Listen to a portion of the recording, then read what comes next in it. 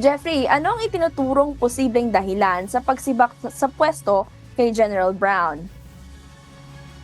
Yes, magandang araw, Leia. Isinantabi ni United States President Donald Trump ang makasaysayang nagawa bilang fighter, pilot at respetadong opisyales na si Air Force General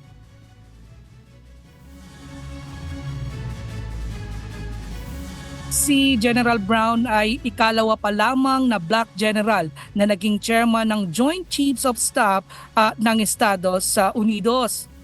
Tumawag ng pansin si General Brown na lantaran nitong suportahan ang Black Lives Matter movement matapos mamatay sa kamay ng mga pulis si George Floyd noong 2020. Kaya naman naging pain ang general sa laban ng kasalukuyang administrasyon sa wokeism sa military. Bukod dito, hinala naman ni US President Secretary Pete Hegseth na nakuha lamang ni Brown ang kanyang posisyon dahil sa lahi nito.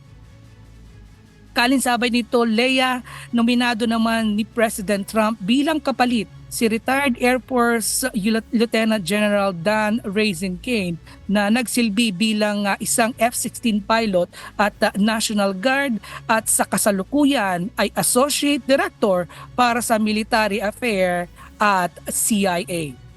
Balik sa iyo, Len.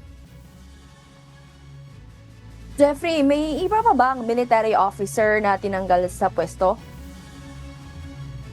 Bukod nga kay General C.Q. Brown, may dalawang senior officers pa ang sinibak sa pwesto ni President Trump. Ito ay si Chief of Naval Operations Admiral Lisa Franchetti na namuno sa US 6th Fleet and US Naval Forces sa Korea at si Vice Chief of Staff of Air Force General James Light na dating pinuno ng Air Force Special Operations Command.